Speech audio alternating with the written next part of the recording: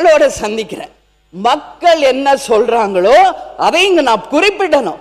இதுவரைக்கும் சட்டமன்றம் நல்லா போயிட்டு இருந்துச்சு, நாங்களும் இன்ட்ரெஸ்டிங்கா டெய்லி பார்த்துக்கிட்டு இருந்தோம். ஆனா ஒரு 3-4 நாளா வெறும் சண்டை தான் போகுதே ஒழிய இதனால யாருக்கு எந்த பலனும் இல்லை. இப்பெல்லாம் நாங்க டிவி ஆஃப் பண்ணிடுறோங்கிறாங்க.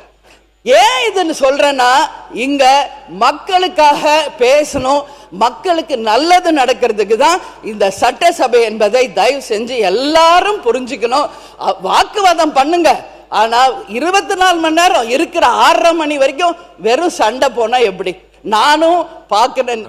முந்தானத்து 6 மணி கோரிக்கை, கடைசி வரைக்கும் 4 மணி வரைக்கும் 2 மானிய கோரிக்கை கூட நம்மளால பேச முடியல. அவை தலைவரே, இது ரொம்ப ரொம்ப மனசு கஷ்டமா இருக்கு. எல்லாருக்கும் நீங்க வாய்ப்பு கொடுங்க. பேசினவங்களே தான் பேசுறாங்க, சண்டை போட்டவங்களே தான் சண்டை போட்டுக்கிட்டு இருக்காங்க. அப்புறம் அப்ப எல்லாரும் அவங்கவுங்க வேலையை விட்டுட்டு எக்ஸாமுக்கு ப்ரிப்பேர் பண்ற மாதிரி 3 மணி 4 மணி வரைக்கும் ப்ரிப்பேர் பண்ணிட்டீங்க. உட்கார்ந்து கடைசி வரைக்கும் மக்களை பத்தி பேசவே முடியல. வேடிக்கை பார்த்துட்டு சண்டையை பார்த்துட்டு போறதுக்கு அனுமதி அளித்தேன். அதனாலதான் உறுப்பினர் முருகன் நீங்க தொடர்ந்து பேசி ராஜா ராஜா நீங்க பேசி முடியுங்க.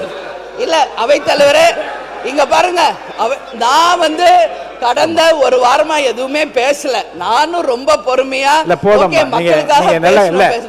நல்ல கருத்து நயமா சொல்லிட்டீங்க, போதுமானது.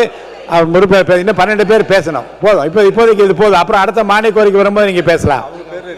இல்லைங்களா, இன்னைக்கு மானிய கோரிக்கை நீங்க இருக்கீங்க இல்ல 10வது இடத்துல நீங்க இருக்கீங்க. கண்டிப்பா பேசும்போது நீங்க நீங்க வரும்போது நீங்க பேசலாம். இப்ப வேண்டாம். இல்ல நல்ல கருத்துக்கள் நீங்க சொல்லிட்டீங்க, போதுமானது. இப்போதைக்கு அது போதுமானது. கண்டிப்பா தரேன். இல்ல இது வரைக்கும் இல்ல சொல்லிட்டீங்க. அது அந்த கருத்து இல்ல அந்த இல்ல உறுப்பினர் போதும். மைக் இல்ல நான் பொறுமை காக்கணும், மக்களுக்காக இங்க எல்லாரையும் பேச வைக்கணும். இங்க வெறும் இது சட்டமன்றம் கிடையாது. அதனால அவர் பேசாத வரைக்கும் அமைதியா போதுங்க. ஒன்ஸ் அவர் தயவு செஞ்சு நீங்க அனுமதி தராதீங்க. எல்லா உறுப்பினருக்கும் வாய்ப்பு தாருங்கள் என்று கேட்டுக்கொண்டு அமர்கிறேன். எல்லாருக்கும் சம வாய்ப்பு.